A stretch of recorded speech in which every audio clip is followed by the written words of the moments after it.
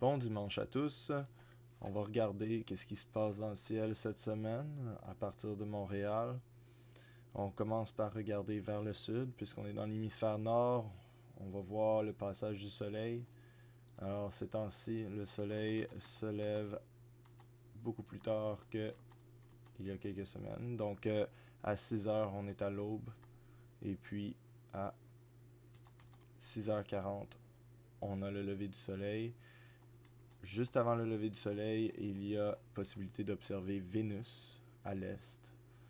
Donc si vous avez votre télescope, on va pouvoir regarder certaines planètes. Donc le matin, on a Vénus ici à l'est.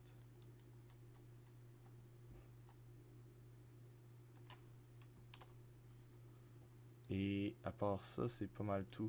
Il y a aussi Mercure qui est là, mais Mercure évidemment très très basse.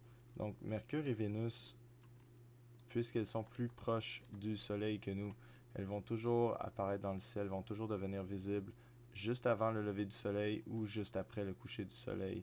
Et ici, Mercure n'est pas visible très longtemps, donc très difficile à observer. Il faut absolument une bonne visibilité. S'il y a des arbres dans votre chemin ou une maison, eh bien vous ne la verrez pas.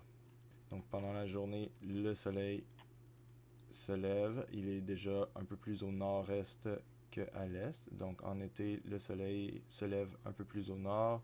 En hiver, le soleil se lève un peu plus au sud, mais toujours à l'est.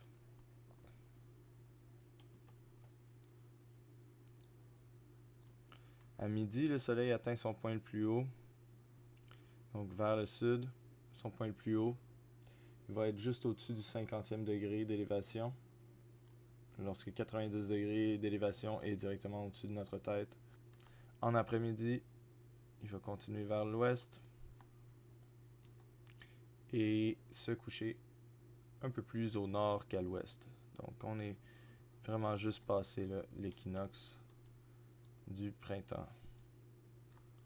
La lune se lève, elle, vers 1h30 de l'après-midi. En ce moment, c'est marqué x4 parce qu'elle est grossie un peu pour qu'on puisse la voir. Sinon, ça fait juste un point lumineux, puis on peut se demander ce que c'est. Alors, pour changer ce setting-là, si jamais ça vous intéresse, on pèse F4 ou on va dans Affichage, dans Système solaire, et puis on peut augmenter la taille de la lune ou la laisser proportionnelle à votre écran. Puisque notre écran est beaucoup plus petit que le ciel, il va avoir l'air d'un tout petit point. Au coucher de soleil, déjà vers 7h30, 8h, on a plusieurs choses à observer. On a Jupiter et Mars depuis déjà plusieurs mois. Uranus est là aussi, même si on la voit pas vraiment. Donc à l'ouest, à côté des Pléiades, juste au-dessous des Pléiades, on a Uranus. Et puis si on cherche Jupiter, ben les Pléiades vont nous pointer vers Jupiter. Si on a de la misère à trouver les Pléiades, on peut toujours utiliser la ceinture d'Orion qui est très visible, très facile à retrouver. Au printemps, on a 3 étoiles ici qui font la ceinture d'Orion, vont nous pointer à peu près vers Aldébaran, l'œil du taureau, visible de Montréal malgré la pollution lumineuse. Et puis au-dessus d'Aldébaran, on a Jupiter, très brillante, facile à reconnaître et difficile à se méprendre. De l'autre côté, on a Sirius, l'étoile la plus brillante après le Soleil, facile à voir aussi.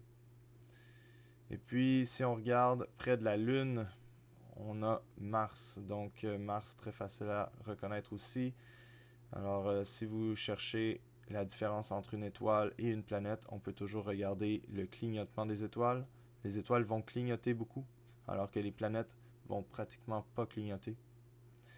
On a un peu plus qu'une demi-lune, donc la demi-lune est un peu dépassée. On est plus près de la lune gibbeuse maintenant. Et la lune va continuer d'être de plus en plus grande cette semaine pour atteindre une pleine lune. On va voir ça. On va essayer de changer la date. Donc aujourd'hui, c'est le 6 avril, le 7, 8, 9, 10, 11, 12. 12 avril, on devrait avoir la pleine lune. Donc samedi prochain. La lune de jour en jour se déplace d'environ de cette distance-là dans le ciel. Ça, c'est dû à la révolution de la Lune autour de la Terre. Donc, elle tourne dans cette direction-là autour de la Terre et c'est ce qui fait qu'on la voit se déplacer par rapport à l'arrière-plan des étoiles. Les planètes, elles, se déplacent beaucoup plus lentement par rapport à l'arrière-plan des étoiles, mais se déplacent néanmoins. Parmi les constellations les plus faciles à trouver, évidemment, donc Orion, Aldébaran, l'œil du taureau. On a le V ici du taureau et derrière Sirius qui fait partie du chien. Donc on a ici Orion, le chien, le grand chien et le taureau. Directement au-dessus de notre tête, mais pas loin, il y a la grande ours, qui elle est probablement la plus connue. Donc pour bien la regarder, on peut se tourner vers le nord. On trouve notre grande casserole. Et on peut s'orienter en utilisant les 2 dernières étoiles de la casserole, qui nous pointent l'étoile polaire, Polaris, au bout de la queue de la petite ours. À Montréal, on ne voit pas toutes ces étoiles. Donc, parmi la grande casserole, attendez-vous à voir ces 3 étoiles-là pour la queue, ces 3 étoiles-là partie de la casserole, mais cette étoile-là risque d'être invisible. Les 2 étoiles vont vous pointer vers l'étoile polaire et cette étoile-là, Polaris, va être visible. Et celle-ci, au bout de la petite ours. Ça conclut ce qu'on avait à voir pour cette semaine. Je vous souhaite une bonne semaine. Et n'oubliez pas de regarder vers les étoiles.